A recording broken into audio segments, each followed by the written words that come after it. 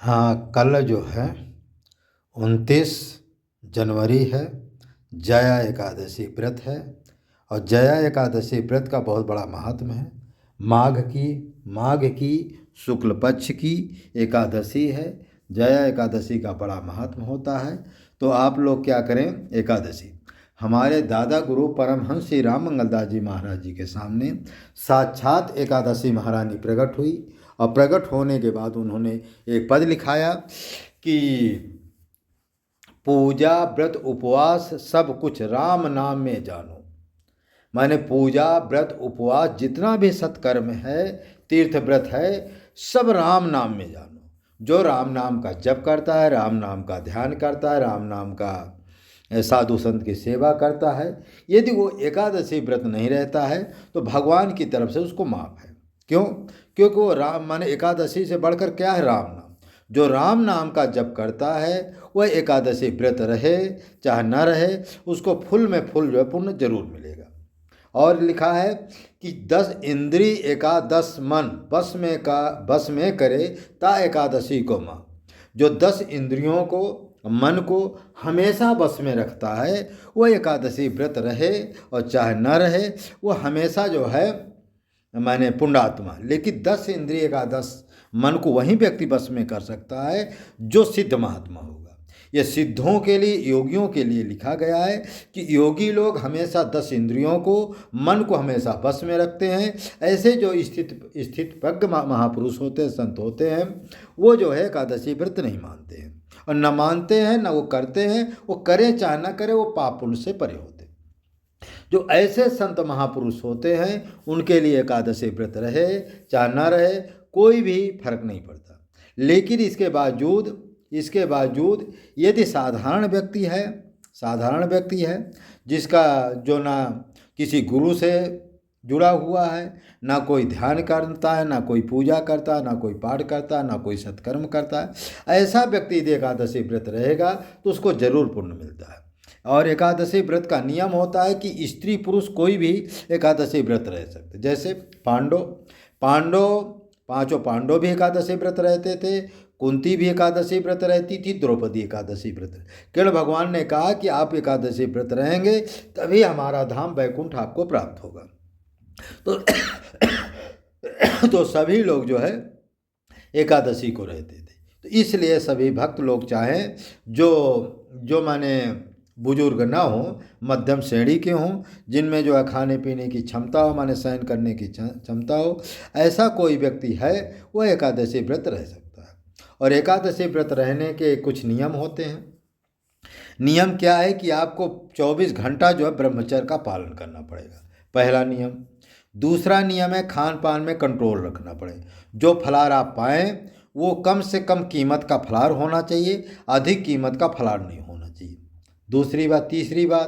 तीसरी बात क्या है कि उस दिन अधिकतर जहाँ तक हो सके झूठ ना बोले और ओम नमो भगवते वासुदेवाय या जो गुरु मंत्र दिए हों उस मंत्र का जाप करें।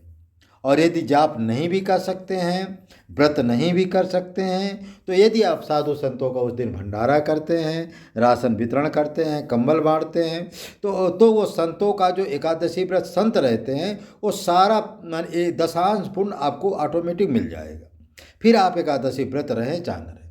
माने कहने का मतलब जो संत सेवा करता है, ऐसे जो संत सेवा करता है वो एकादशी व्रत रहे चाहे न रहे, क्योंकि एकादशी व्रत जो संत रहेगा और संत एकादशी के दिन दान करे, फलाहार का दान करे, तो जो महात्मा एकादशी व्रत रहेगा उसका फल ऑटोमेटिक, उसको दशांश ऑटोमेटिक मिलेगा। तो इसलिए आप लोग जो भक्त लोग नहीं रह सकते हैं वो लोग क्या करें, किसी अच्छे संत को जो है, चित्रकूट में तमाम अच्छे संत हैं, जंगल में एकांत में रहते हैं, ऐसे संत को आप लोग जो है एकादशी के दिन फलाहार का जो है सामान बांटे या दें, तो आप एकादशी व्रत रहें चाहे न रहे आपको पुण्य मिलेगा। लेकिन जो दान पुण्य नहीं कर सकता है, गरीब किस्म का है, जिसके पास व्यवस्था नहीं है, वो जो है जया एकादशी माने हर एकादशी को व्रत करे, उपवास करे और किसी अच्छे महात्मा से गुरु मंत्र लेकर के करे। क्योंकि कोई भी महात्मा नहीं चाहता है कि अपने बाल बच्चों का पेट काट करके साधु संतों को दान करो। यदि आपके पास आवश्यकता से अधिक है कि आपको ये पता कि हमारे बाल बच्चे सुखी रहेंगे, हमको जो है माने खाने पीने की कमी नहीं, जिसका कोई धंधा चलता हो, कोई नौकरी पेशा में हो, ऐसे जो लोग हों, पर्याप्त पैसा पा रहे हों, ऐसे लोग अवश्य दान करें। दान करने से होता क्या है? पितृदोष पितृदोष का दमन होता है, ग्रह बाधाएं दूर होती।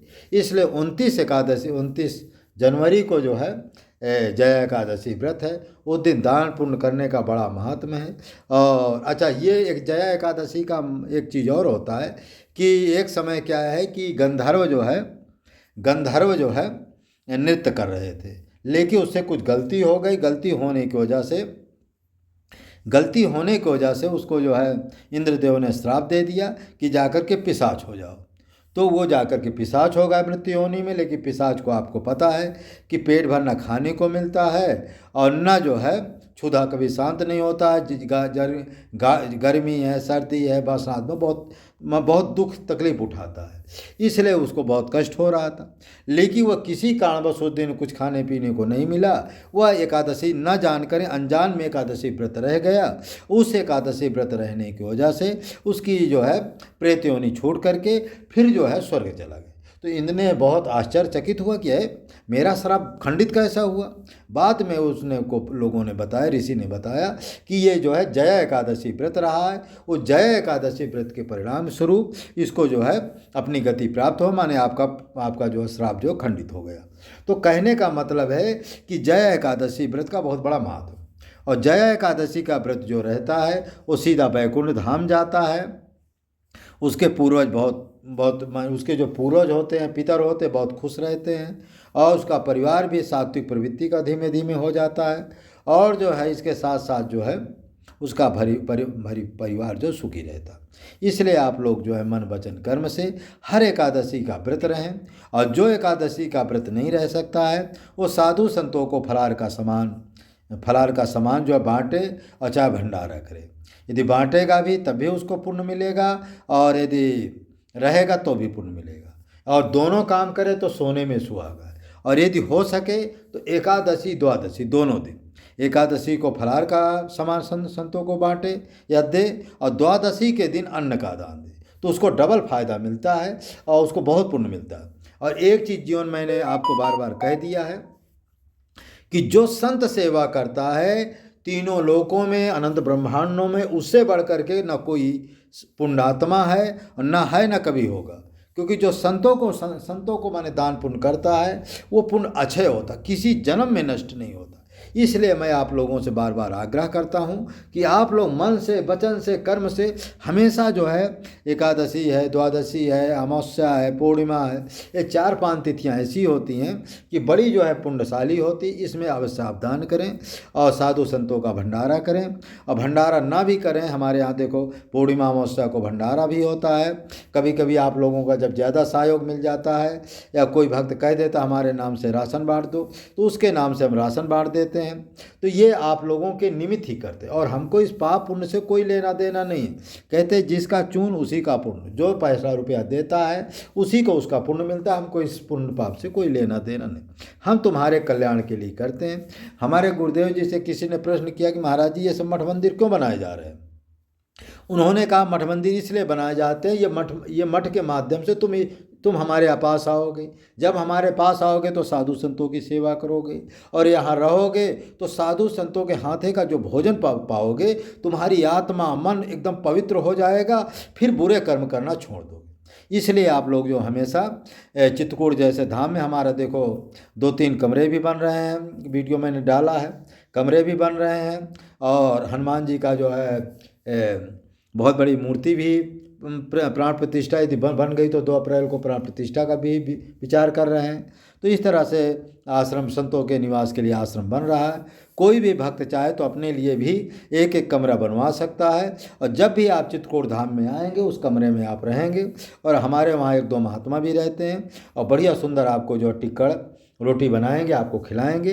वो जो उनके हाथों का जो टिक्कड़ रहेगा उससे आपका कल्याण होगा, आपकी मनोवृत्ति सुधरेगी। आप भी आवें, अपने परिवार को ले आवें और संतों के हाथे का भोजन पावें, तो आपका जरूर कल्याण होगा। अब हम आ रहे हैं किसमें, राम नाम की महिमा। और एक भक्त ने हमसे कमेंट किया कि महाराज जी कुछ राम नाम की और आप महिमा बताइए। तो आज मैं आपको वो राम नाम की महिमा बताने जा रहा हूँ जो कि शायद जो कोई भी कथावाचक और कोई भी जो है साधारण महात्मा नहीं जानते। जैसे उच्चकोट के जो कोई कोई महापुरुष होते हैं वो जानते, जो अदृश्य रूप में है वो जानते हैं, जो पागल फक्कड़ वेश में है वो जानते हैं, कुछ हमारी परंपरा के लोग हैं, चाहे गोकुल भावन अयोध्या के ले लो, चाहे हमारे जिला गाजीपुर के ले लो, ऐसे जो गुरु शिष्यों से जुड़े हुए हैं, महापुरुषों से जुड़े हुए हैं, वो इसके बारे में जानते हैं। बाकी वर्तमान में कोई भी कथावाचक पुराना जितने मठ मंदिर संप्रदाय है वो कोई भी इस समय नहीं जानता। क्यों नहीं जानते? इसका एक कारण रहस्य है। रहस्य ये है कि ये विद्या जो है बड़ी गोपनीय विद्या है। इसको क्या होता है कि शुरू में जो महात्मा होते हैं वो तो मान लो जान करके भगवान के धाम चले जाते हैं।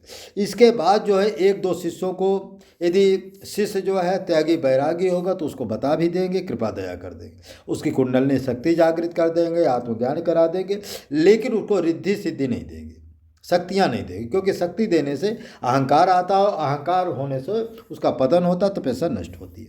इसलिए भगवान कृपा दया तो कर देते लेकिन आशीर्वाद नहीं देते। लेकिन ये भी ध्यान रखिए कि जो ऐसे संत होते आशीर्वाद तो नहीं देते हैं, माने शक्तियाँ तो नहीं देते, लेकिन उस संत के ऊपर भगवान की कृपा माने सदगुरु की विशेष कृपा होती है। उस कृपा स्वरूप आप जो है, यदि वो महात्मा की आप सेवा करेंगे तन से मन से धन से, यदि उनकी आप सेवा करेंगे तो आपको जो है वही पुण्य मिलेगा जो साक्षात सिद्ध संत की सेवा का पुण्य मिलता है या ईश्वर के दर्शन का पुण्य मिलता है।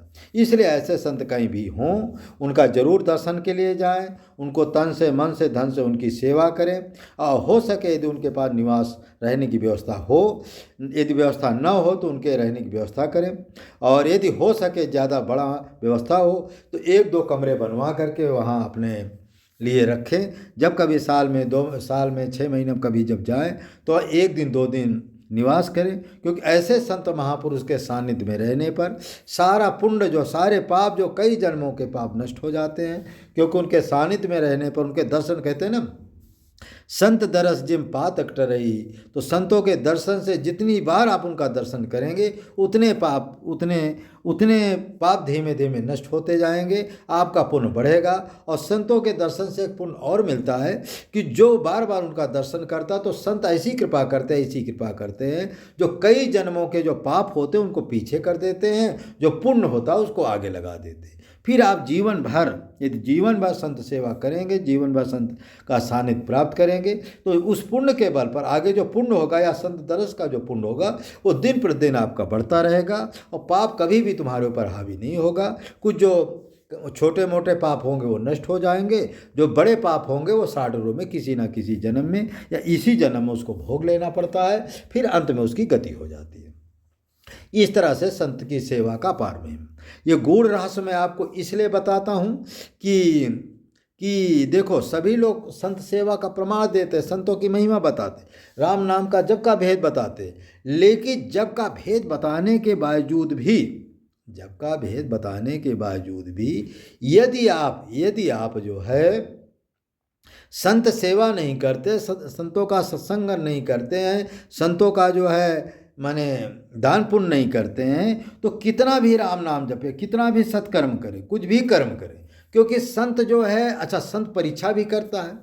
संत के पास जब एक दिन 2 दिन आप रहेंगे तो आपके आचार विचार देखें। अच्छा उस दिन जब संत के पास रहें तो आप हर तरह से सावधान रहें, ना कभी जो है संत जी के सामने ना कोई गांजा पिए, ना कोई बीड़ी पिए, ना कोई जो है तम्बाकू इत्यादि खाएं, और ना कोई ऐसा कर्म ना करें जिससे कि संत आपके जो दोष को देख सके।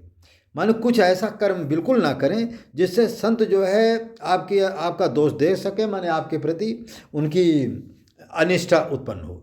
तो इसलिए आप लोग जो है तन से मन से संत के पास रह करके उनकी सेवा करें, और सेवा करने के बाद हर तरह से बिल्कुल सावधान रहें, इतना सावधान रहे कि संत आपके ऊपर कोई भी किसी तरह का दोष, माने आप ऐसा कोई कर्म ना करें जिससे संत को आहत हो, माने संत जो है नाराज हो जाए। ठीक, तो इससे क्या है कि अच्छा उसमें उदारता जरूर रहे, उदारता और सेवा दोनों रखें।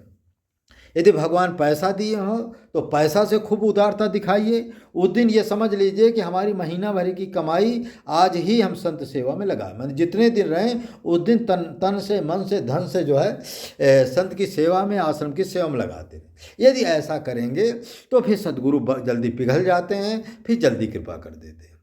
और यदि आप संत के पास आकर के पैसे रुपया की कंजूसी करते हैं, आश्रम की सेवा नहीं करते हैं, तो संत उसी समय समझ जाता है कि ये कृपा का पात्र नहीं है। ठीक है, कुछ बोलेगा तो नहीं, क्योंकि सिद्ध महात्मा कभी किसी को कुछ कटु शब्द नहीं बोलते, लेकिन अंदर से तो वो समझ जाते हैं कि ये कृपा का पात्र नहीं है। और जब आप कृपा के पात्र नहीं बनेंगे तब तक जो है कुछ मिलने वाला नहीं है, चाहे राम नाम 1 लाख नहीं, चाहे 10 लाख जपे। तो इसलिए जो है संत के पास जाकर ये सावधान, और संत के पास जरूर रहें भी, ये भी नहीं कि रहना भाई, जब रहेंगे तभी संत कृपा करेंगे। क्योंकि आप आए गुरुमंत्र लेकर के चले गए तो संत से क्या लेना देना है, अपना आए कितने आते कितने चले जाते। इसलिए संत के पास 2-4 दिन रहें, वहाँ जो माने आपके अनुकूल सेवा हो वो सेवा करें। और पैसा, यदि पैसा रुपया भगवान आपको दिए हों तो तन से, मन से, धन से, हर तरह से जो है आश्रम की सेवा करें, जिससे सद्गुरु खुश, माने कुल मिलाकर के सद्गुरु को, गुरु जी को, संत जी को खुश करना। और इतना खुश करना है कि संत स्वाभाविक मन से कहने लगे कि आप मेरे सच्चे शिष्य हैं, आज मेरे सच्चे शिष्य हैं। लेकिन ये अच्छा 1 दिन 2 दिन का काम नहीं, इसको मरते दम तक आपको करना है। मरते दम तक जब आश्रम में जाओ तो पूरी निष्ठा से सेवा करें, तन से, मन से, धन से। और जब घर में चले जाएं ये फिर तुम्हारे ऊपर है, ठीक है। तो यदि ऐसा आप करेंगे तो देखो, संत जब आपकी प्रशंसा करता है तब समझो कि अब कृपा, भगवान की अब कृपा होने वाली है। माने संत की ऐसी आप सेवा करें, ऐसी सेवा करें कि संत स्वाभाविक आपकी प्रशंसा करें, मन तुम्हारे सामने भी करे, और तुम न रहो तो दूसरे के सामने करे। यदि ऐसा करते हैं संत तो समझ जाओ कि अब भगवान की कृपा बहुत जल्दी मिलने वाली। क्यों? इसलिए मिलने वाली है तुरंत, क्योंकि आप जो है आपके ऊपर गुरु खुश है। तो उसमें लिखा है कि लिखा, तन मन धन सब अर्पण गुरु चरणन कीजिए, तब ब्रह्मानंद परम पद मोक्ष गति लीजिए। कहते जब तक तन मन धन सब गुरु के चरणों में अर्पण नहीं किया जाता है तो ब्रह्मानंद परम पद मोक्ष, जिसको मुक्ति भी कहते हैं, भक्ति भी कहते हैं, ज्ञान भी कहते हैं, विज्ञान भी कहते हैं, भगवान का धाम भी कहते हैं, साकेत लोक भी कहते हैं, सब कुछ आपको प्राप्त तभी होगी जब तक आप सद्गुरु। ये मैं एक बहुत गूढ़ से गूढ़ रहस्य बता रहा हूँ कि यदि आपको मुक्ति चाहिए, भक्ति चाहिए, भगवान का धाम चाहिए, भगवान का अनुभव चाहिए, भगवान की भक्ति चाहिए, आप अपनी कुंडलिनी शक्ति जागृत करना चाहते हैं, आत्मज्ञान करना चाहते हैं, तो आपको तन से, मन से, धन से गुरु की जो है सेवा करना पड़ेगा, मन गुरु को हर तरह से खुश करना पड़ेगा। तो उस समय आप ये ना देखो कि हम यदि 2 पैसा, अच्छा उस समय आप पैसा की कंजूसी ना करो, क्योंकि भगवान की सबसे बड़ी परीक्षा होती, गुरु की सबसे बड़ी परीक्षा होती उदारता। अच्छा ये भी ध्यान रखो कि देखो, उदारता एक ऐसा जो अमोघ अस्त्र है कि लिखा ना, परोपकारी धर्मात्मा बिना साधन भजन की ईश्वर को प्राप्त कर लेते। लेकिन परोपकार करना इतना सरल नहीं है। परोपकार करने के लिए आपको बहुत कुछ त्यागना पड़ेगा। आप ये समझिए कि हम अपनी कमाई का आधा प्रतिशत जो है संत सेवा में लगा दें। जब तक आधी कमाई संत सेवा में लगाने की हम में योग्यता नहीं है तब तक हमको न परोपकार कर सकते हैं, न संत सेवा कर सकते हैं, और न भगवान कभी मिल सकते हैं। तो यदि ऐसी भावना जिस समय आपके अंदर आ गई कि हम अपनी कमाई का आधा पैसा संत सेवा में हमको हर कीमत में लगाना, तो उसी समय से समझ लो कि भगवान की कृपा आपके ऊपर बरसने लगी। अब आपके ऊपर भगवान की बहुत जल्दी कृपा होने वाली है। तो इसलिए आप लोग जो है, यदि मान ये हम उच्च कोट की बात बता रहे हैं, साधारण बात सबके लिए नहीं कह रहे हैं कि सब लोग खर्चा करें, ये भी हमको ध्यान, वो ये उसके लिए हम कह रहे हैं जिसको भगवान का अनुभव या सद्गुरु या संत की जल्दी कृपा प्राप्त करना है, उसके लिए ये बता रहे हैं। लिखा ना, परोपकारी धर्मात्मा बिना साधन भजन के ईश्वर को प्राप्त, ये उसके लिए कह रहे हैं। और साधारण व्यक्ति के लिए केवल अपनी कमाई का 10 अंश, अपनी कमाई का दशांश, जैसे 1 लाख रुपया पाता हो तो 10,000 रुपया हर महीना साधु संतों की सेवा में या गौ माता की सेवा में वो जरूर दे दे। यदि इससे क्या होगा, इससे भगवान तो आपको नहीं मिलेंगे, सत्य बात है, लेकिन आपकी घर की जो समस्याएं वो दूर हो जाएगी। जैसे पितृदोष है, ग्रह बाधाएं हैं, अकाल मृत्यु है, तो रुका हुआ जो काम है वो चल जाएगा, और तो इस तरह से बहुत से आशीर्वाद आपको प्राप्त होगा। ठीक है, ये हम आपको संत सेवा का रहस्य बताएं। अब आइए राम नाम में। राम नाम क्या होता है कि हमारे दादा गुरु परमहंस श्री राम मंगल दास जी ने अजपा जाप के बारे में बताया। उसका दूसरा नाम है सूरत शब्द राजयोग, सूरत शब्द राजयोग।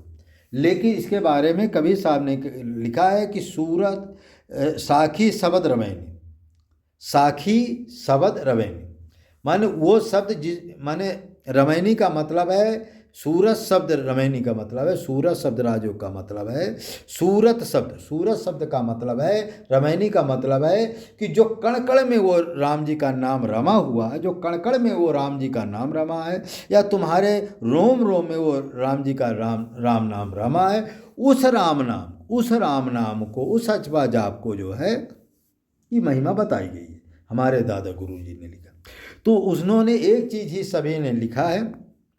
अच्छा, जो मैं अजपा जाप की चर्चा करता हूँ, देखो ये तो कई बार मैंने बता भी चुका कि राम नाम 4 प्रकार से जपा जाता है। ठीक है, पहला नाम है बैखरी वाणी से, जो हम लोग राम राम सीताराम सीताराम इस तरह से जो माने धीमे धीमे जपते हैं, इसको कहते हैं बैखरी वाणी। इस बैखरी वाणी से जो राम नाम जपता है उसको जो है दूसरे बैकुंठ में वास होता है। उसकी आयु जो है 46 करोड़ वर्ष होता है। सोने की जमीन है, बिना आधार का झूला पड़ा हुआ है। वहाँ जो है नर नारायण जो है रहते हैं चतुर्भुज रूप में, अष्टभुज में, और वहाँ जो भी वहाँ खाने पीने को हब रबड़ी अनार खाने को मिलता है और जीवात्मा वहाँ रहता है।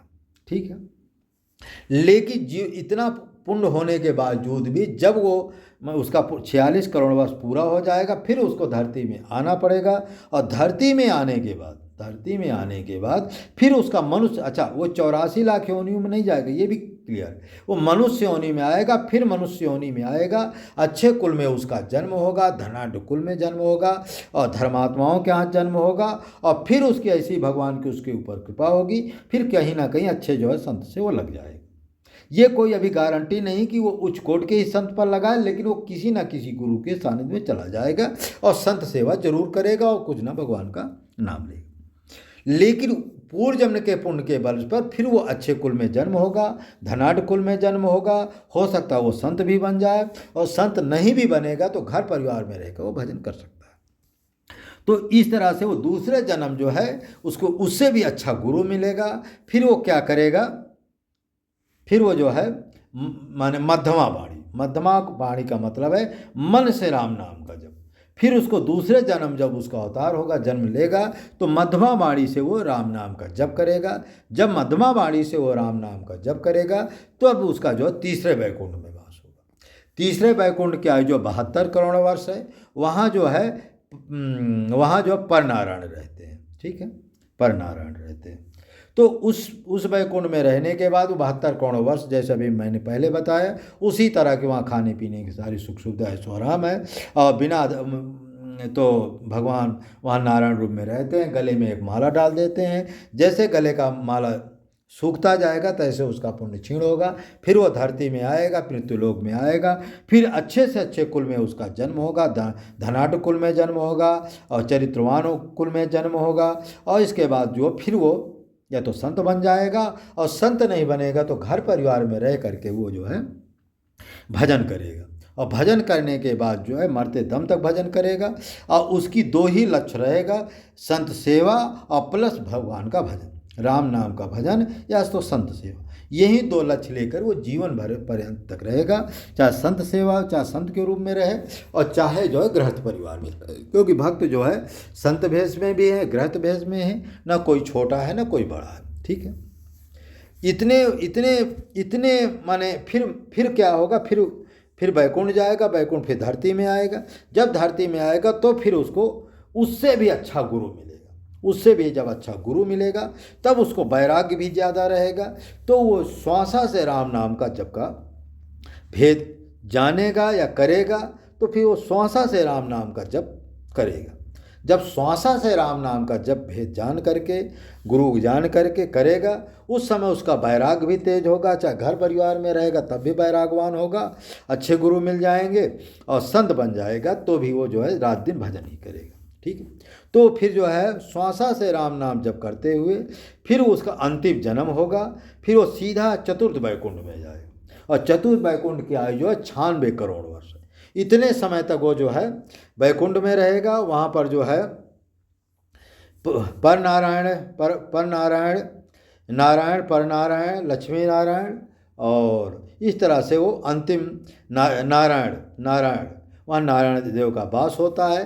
वो नारायण जो लक्ष्मी जी के साथ रहे, तो वहाँ जो है पर नारायण के 8 भुजा इस तरह होते हैं जो मैंने पिछली बताया, उसी तरह को वहाँ खाने पीने को सुख। तो 92 करोड़ वर्ष बीतने के बाद जब उसका पुण्य क्षीण होगा, फिर उसका धरती में जन्म होगा। और इस बार जब धरती में उसका जन्म होगा, अवतार होगा, माने मनुष्य योनि में ही जन्म होगा, धनाढ़ कुल में होगा, पुण्यात्मा के यहाँ होगा। फिर उसको जन्म से ही वैराग, माने जन्म से वैराग का मतलब है कि कुछ ही समय के बाद उसको वैराग हो जाएगा, जन्म से वो भजन पूजा में लग जाएगा किसी अच्छे गुरु। अच्छा, इसमें क्या उस समय हनुमान बने ठाकुर जी या राम जी की, हनुमान जी की उसके ऊपर विशेष कृपा ने विशेष कृपा होगी। तो विशेष कृपा का मतलब है उसको कम ही आयु से, माने बचपन से ही उसको भगवान के भजन में लग जाएगा। सो भगवान ऐसी रूपरेखा बनेंगे कि बचपन से वो भगवान के भजन में लग जाएगा। और एक चीज़ और है, या तो गुरु के पास भगवान भेज देंगे या तो गुरु को तुम्हारे पास भेज दें, ये भी एक गुण रास है।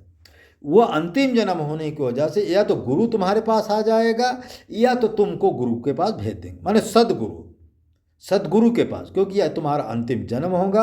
और इस बार जो है भगवान की कृपा निश्चित 100% आपको मिलना।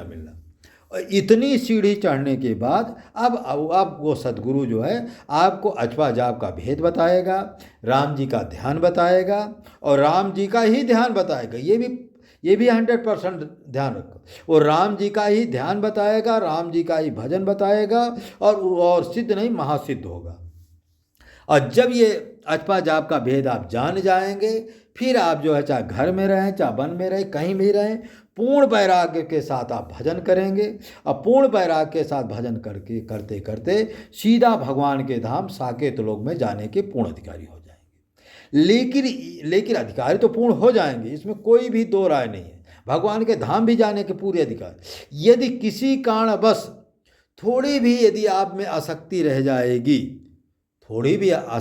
जाएगी, तो उस आसक्ति को छोड़ने के लिए फिर आपको अंतिम एक बार और जन्म लेना पड़ेगा। वो जन्म क्या लेना है कि तुमको जो है फिर भगवान जो है फक्कड़ पागल भेष में, माने धरती में तो मनुष्य रूप में आओगे, लेकिन तुमको जानबूझ करके भगवान ऐसा तुम्हारे अंदर वृत्ति उत्पन्न कर देंगे, संत बना देंगे, फक्कड़ पागल जैसा भेष बन आप जब, क्योंकि जन्म से आप सिद्ध हो जाएंगे, जन्म से आप सिद्ध हैं, जन्म से भगवान का ज्ञान तो आपके पास। भाई पूर्व जन्म की जो विद्या है, जो अचपा जाप की विद्या है, एक बार जब ये विद्या किसी को प्राप्त हो जाती है, किसी जन्म में ये विद्या न भूलती है और न मिटती है।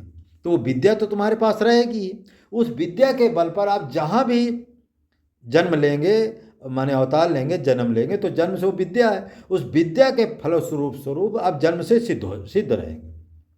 आप गुरु आपको मिले और चाहे ना मिले कोई ज़रूर, क्योंकि विद्या आपके पास जो है, क्योंकि विद्या एक बार जब किसी सदगुरु की कृपा से मिल जाए, वो किसी जन्म नहीं भूलती है, ऐसा उसका गुण रास है। ठीक है, वो जो कणकण में समाया हुआ है वो तुम्हारे हृदय में भी है और शरीर में है, सबको, लेकिन बिना सदगुरु की कृपा से वो विद्या जो है खुलती नहीं है।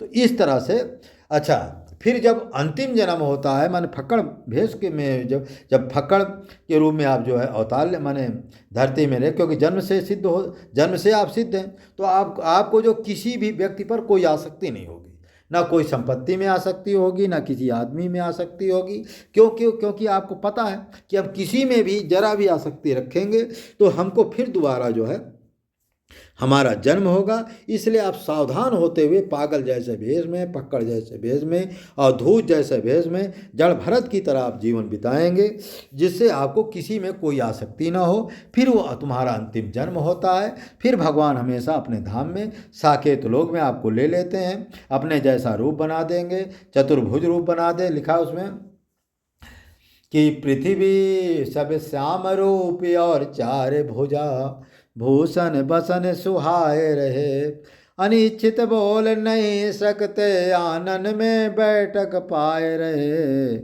सब श्याम रूप और चार भुजा, सबसे ऊंचा है सिंहासन, पितुमात उसी पर छाए रहे।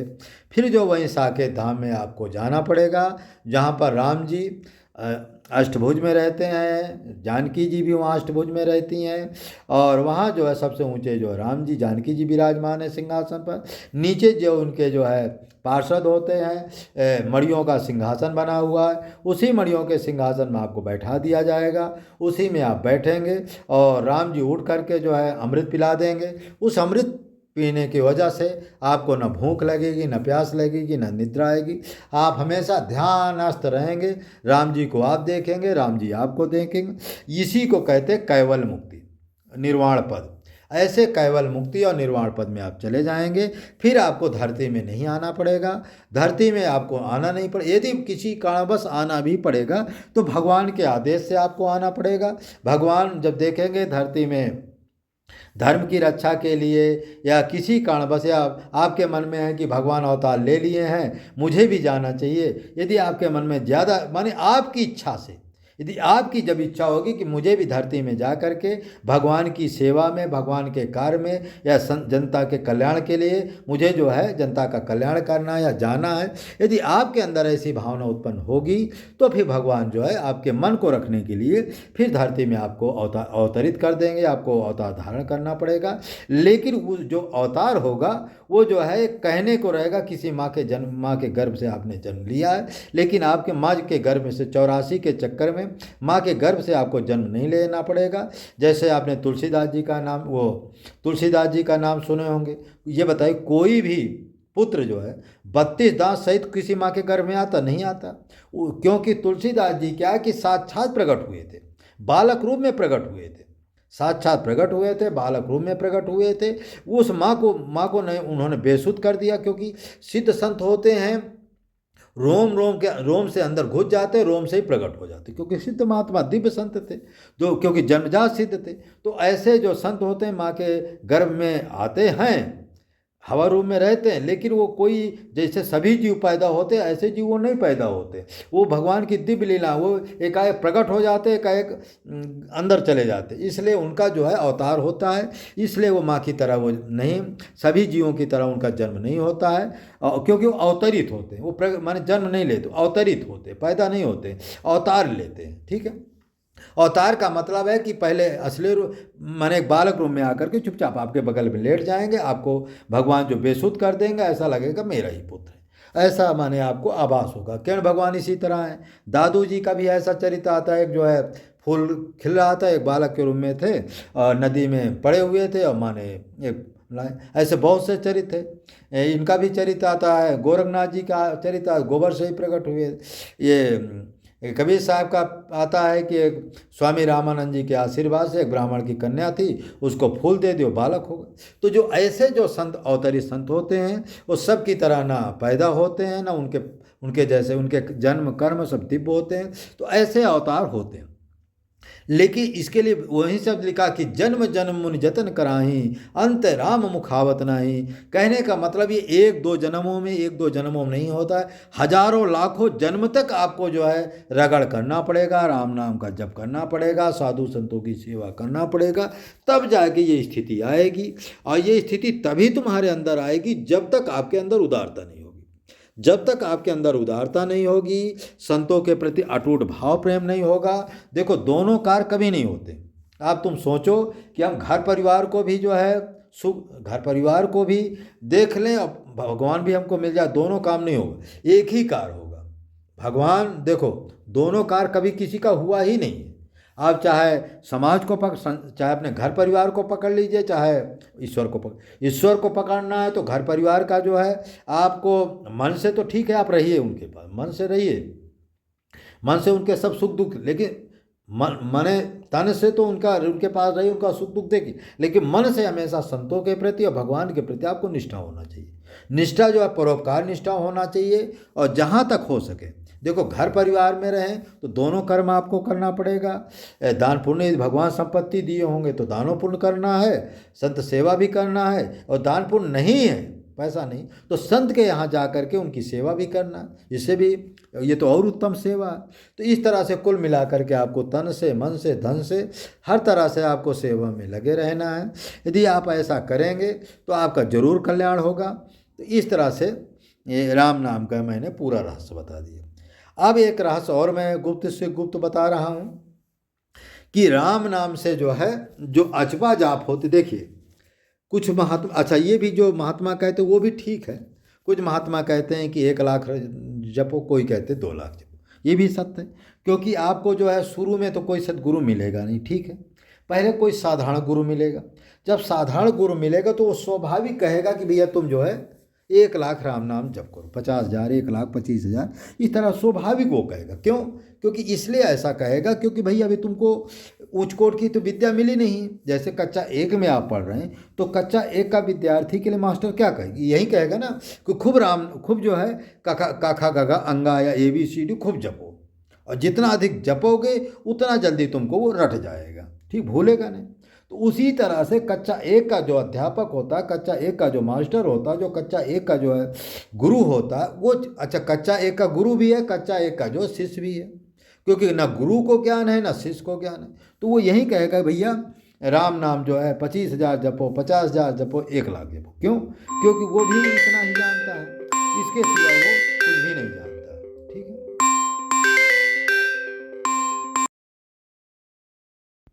तो कहने का मतलब गुरु भी बेचारा उतना ही जानता है जितना, तो गुरु यही कहेगा भैया, क्योंकि गुरु को भी ज्ञान नहीं है, शिष्य को भी ज्ञान नहीं, तो जितना गुरु को ज्ञान होगा वो उतनी चीज़ तो ही बताएगा। जैसे कि एक साधारण खेती किसानी करने वाला है, वो जितना बेचारा जानता उतना ही बताएगा। लेकिन कोई विशेष वैज्ञानिक के पास जाओगे तो वही खेती वो 10 कुंतल ऐसा युक्ति बताएगा कि आप 10 कुंतल पैदा कर सकते हैं। लेकिन साधारण व्यक्ति के पास जाएगा तो सीधा कहेगा भैया इस तरह से हर जोत दो, इसमें जो है ऐसा जो दाना डाल दो, ऐसा कर दो, क्योंकि उसको उतने ज्ञान है। जैसे आज से 10 साल पहले हम देखते थे वही खेती में जो पुराने लोग जो पुराने ढंग से जो खेती करते थे, वही खेती में 2 कुंतल पैदा होता था। आज वैज्ञानिक के अनुसार जो खेती करते 10 कुंतल पैदा होता। क्यों? क्योंकि जो आज लोग वैज्ञानिक विधि के अनुसार जो है किताबों माने वैज्ञानिक विधि के अनुसार खेती करते हो, इसलिए उसमें 10 कुंतल पैदा होता है, ठीक।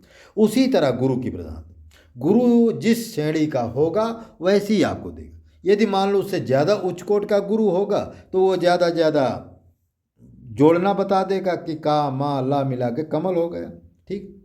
तो इस तरह से और ज़्यादा कुछ बता देगा। तो कहने का मतलब सब कुछ गुरु के ऊपर निर्भर और तुम्हारे पुण्य के ऊपर है। जितना तुम्हारा पुण्य होगा उस पुण्य के अनुसार आपको गुरु मिलेगा, और जैसा गुरु मिलेगा वैसा ही आप कर्म करेंगे। तो ये लेकिन 1-2 जन्म की तो होता नहीं भाई, जितना तुम्हारे पास पुण्य है उसी के अनुसार तो आपको गुरु मिला है, और जैसा आपको गुरु मिला है उसी के अनुसार आपको कर्म करना पड़ेगा। तो लेकिन प्रश्न आपका अंत में यही है कि हम सबका सारांश आपको एक ही चीज़ बताते हैं कि आप जो है कैसी भी स्थिति में रहो, लेकिन यदि आप संत सेवा में लग गए, संत सेवा में लग गए तो जल्दी आपका पुण्य बढ़ेगा। क्यों? क्योंकि संत सेवा करने से क्या होता है कि संतों का जो भजन है वो स्वाभाविक आपके ऊपर ट्रांसफ़र होने लगता है। तो क्योंकि संत की जब सेवा करेंगे उनका पुण्य आपके पास जाएगा, तो हो सकता है कि जो 10 जन्म का काम है वो एक ही जन्म में हो जाए, लेकिन उसके लिए आपको बहुत कुछ त्यागना पड़ेगा। त्यागने का मतलब है कि जब अपनी कमाई का आधा क्या 90% माने 50% तक जब आप संत सेवा में खर्चा करने लगेंगे या संतों की सेवा करने लगेंगे, उनके लिए भंडारा, उनके खाने पीने की सुख सुविधा है, या कुटी मठ मंदिर कुटी है, या जो भी यदि उनकी कुछ समस्या है उनको तन से मन से सेवा करने लगेंगे, तो देखो ये सब गुरु के खुश के ऊपर है। जितना जल्दी गुरु खुश हो जाएगा उतनी जल्दी आपका पुण्य बढ़ेगा, उसी समय आपकी मुक्ति। जैसे लिखा है कि भेदी लीना साथ का दीनी वस्तु लखाए, और कोटिन जन्म का पंथ था पल में पहुंचा जाए। कहते भेदी लीना साथ का दीनी, भेदी माने राम नाम का भेद जानने वाला, हाँ, अजपा जाप का भेद जानने वाला, ठीक है, अजपा जाप का भेद जानने वाला, राम नाम का भेद जानने वाला। यदि कोई सद्गुरु कृपा करके आपके ऊपर कृपा कर दिया, तो जो करोड़ों जन्मों की यात्रा है, करोड़ों जन्मों का जो मार्ग है, वो एक क्षण में तुमको पहुंचा देगा। लेकिन ये तभी होगा जब गुरु खुश होगा।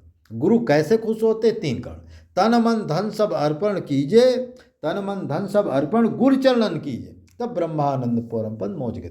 तो जब तक तन मन धन सब गुरु के चरणों में अर्पण नहीं करेंगे, तब तक ये कृपा आपको प्राप्त नहीं होगी। ठीक है, ये भी आपको मैंने एक रहस्य बता दिया।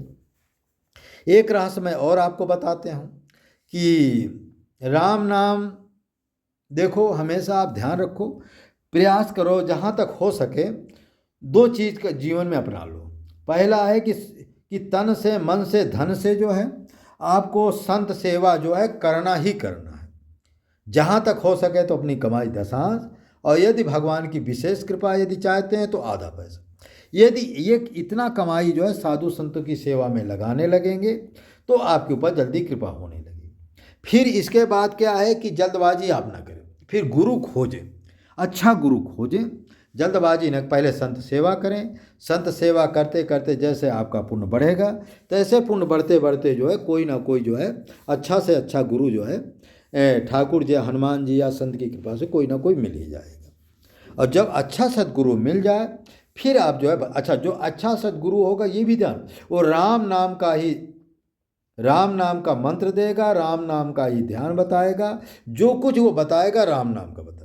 या तो हनुमान जी का बताएगा कि हनुमान जी बजरंग बाण का पाठ करो, हनुमान चालीसा का पाठ करो, रामायण का पाठ करो, ये भी शुभ कर्म है। लेकिन राम मंत्र ही वो देगा, क्योंकि सच्चा जो संत होगा वो राम मंत्र ही देगा। ठीक है, तो इसलिए जो है आपका जल्दी कल्याण हो जाएगा। और एक प्रश्न कभी कभी आता है, क्या ये राम नाम इतना श्रेष्ठ है कि सारे देवी देवता इसको जपते हैं? हाँ, सत्य बात है।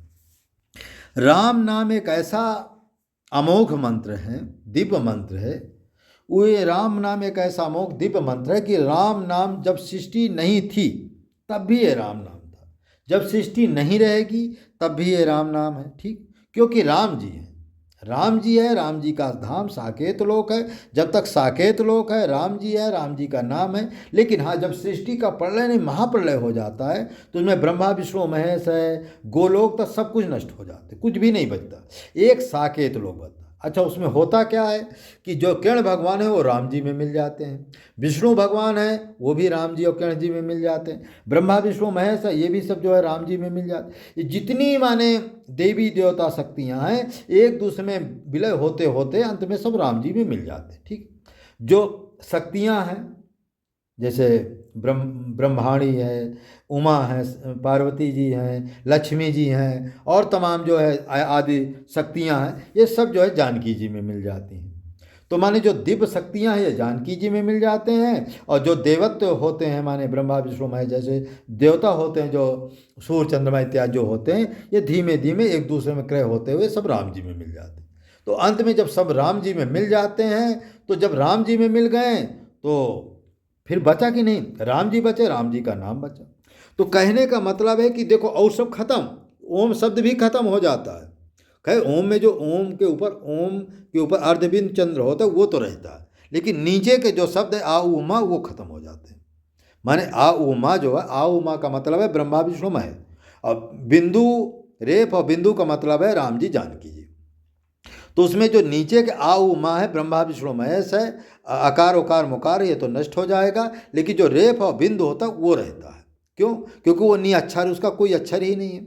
तो इस तरह से वो राम जी रहेंगे, जानकी जी रहेंगे, बाकी कुछ भी जो है इस तीनों लोग में कुछ नहीं रहेगा, क्योंकि सब कुछ नष्ट हो जाएगा।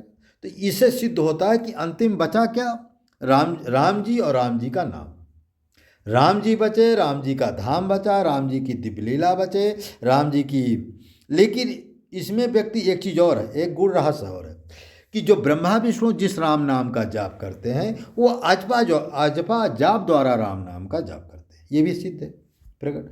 तुलसी, कबीर, रैदास जी जो महापुरुष हुए हैं, ये सभी ने अजपा जाप के द्वारा ही राम नाम का जप किया। लेकिन ये दोनों प्रकार से राम नाम का जाप करते हैं। जो माने बैखरी वाणी से भी राम नाम, सभी जैसे कभी कभी देखते हो सिद्ध महापुरुष भी राम राम कहते हैं, भैया राम राम कहते हैं। बैखरी वाणी से भी राम नाम जाप करते हैं और ध्यान द्वारा भी राम नाम का जप करते हैं।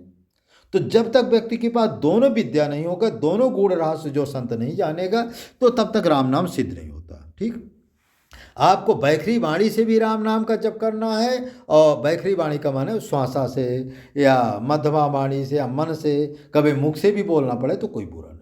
तो माने वाणी से भी, मन से भी, श्वासा से भी और कंठ से भी, इस तरह से भी आपको राम नाम का जप करना है, और अजपा जाप के द्वारा ही मन जप करना। तो कहने का मतलब है कि जब तक आप अजपा जाप द्वारा या ध्यान द्वारा जब तक राम नाम की विद्या नहीं प्राप्त करते हैं, तब तक राम नाम सिद्ध नहीं होता। ये बात सत्य है। ठीक है, ये भी गूढ़ रहस्य है। हाँ, ये भी सत्य बात है कि देखो ब्रह्मा विष्णु मैं सभी राम नाम जप करते हैं, सूर्य चंद्रमा लोमा सभी राम नाम जप करते हैं। ठीक है, तो कहने का मतलब जो उच्च कोटि के देवता हैं, जो उच्च कोटि के देवता हैं, वो सभी राम नाम का जाप करते, लेकिन वो राम नाम उस राम नाम का जाप करते हैं अजपा जाप द्वारा राम नाम का, माने दोनों प्रकार से वो राम नाम का जप करते हैं। तो माने अजपा जाप द्वारा राम नाम का जप करते हैं, और बैखरी वाणी माने मध्यमा वाणी से भी वो राम नाम का जप करते हैं।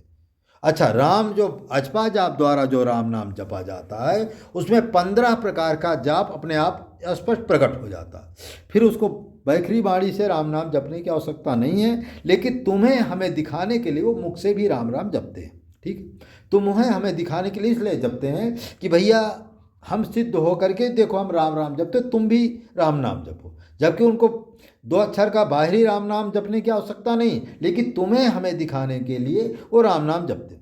कभी कभी आप देखते हैं हमारे आश्रम में फक्कड़ महात्मा आते थे, कभी राम नाम उनके मुख से नहीं सुना जाता था, लेकिन वो हमेशा आंखें मूंद करके अजपा जाप के द्वारा राम नाम में लीन रहते थे। महाराज जी कहते देखो कितने सिद्ध महात्मा।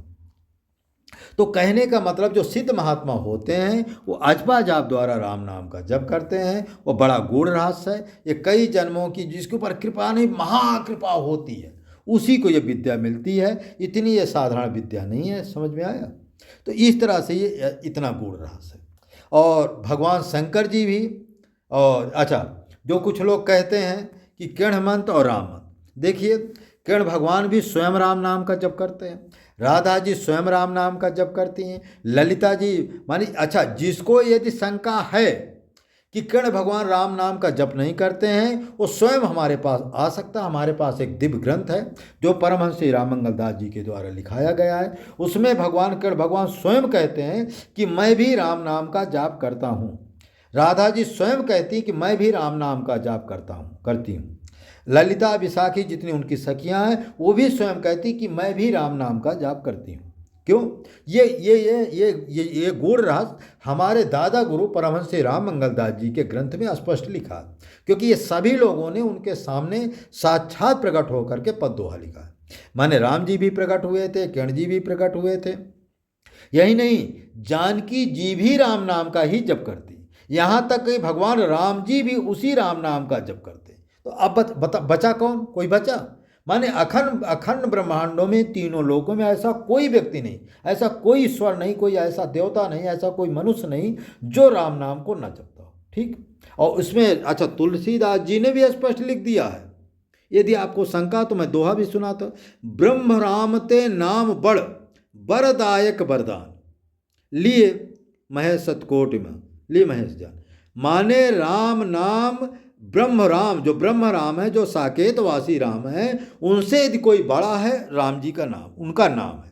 तो अब इससे भी स्पष्ट हो गए कि राम जी, भाई जो राम जी से भी बड़ा होगा उसी को तो राम जी जपेंगे।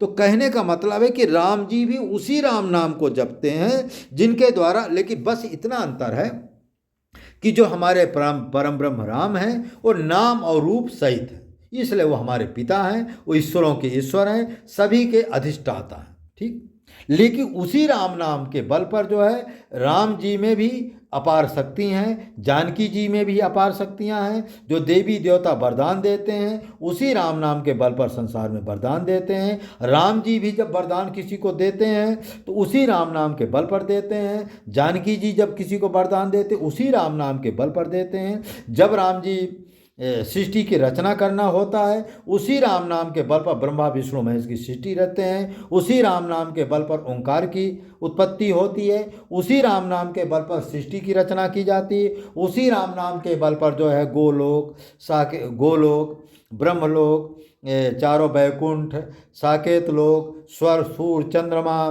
प्रकृति धरती, सब कुछ उसी राम नाम के बल पर ये सब कुछ प्रकट हो जाते हैं। और फिर प्रकट हो करके फिर जो है राम जी या जानकी जी सारी शक्तियों को प्रकट कर देते हैं। राम जी सारे देवों को प्रकट कर देते हैं। सभी को अपना ड्यूटी दे देते, तुमको ये कार्य करना, तुमको ये कार्य करना। इस तरह से सृष्टि जो है बार बार बनती बिगड़ती चलती रहती। इसका आदि और अंत नहीं है। ये भी कभी कभी कहा जाता है कि जब भगवान विष्णु भगवान शयन कक्ष में जाने लगते हैं तो धरती का लय कर देते हैं। जब उनकी निद्रा खुलती है तो सृष्टि की उत्पत्ति हो जाती है। ऐसा कुछ नहीं है। ये है कि समय की सीमा है। जब ये समय की सीमा संपूर्ण हो जाती है तो भगवान राम जी जो है साकेत लोक में रह करके सभी को अपने में समा लेते हैं और जब चाहते हैं तो फिर प्रकट कर देते हैं। तो ये सब राम जी की माया है। राम जी के सिवा तीनों लोकों में अनंत ब्रह्मांडों में कोई नहीं है। यदि कुछ है तो राम जी है, राम जी का नाम है। राम जी और राम जी के नाम के सिवा अनंत ब्रह्मांडों में अनंत लोकों में ना कोई शक्ति है, ना कोई देवी है, ना कोई देवता है। सब कुछ है। लेकिन ये जरूर हम कहेंगे कि भाई कुछ पाने के लिए शुरू से कुछ करना पड़ता है।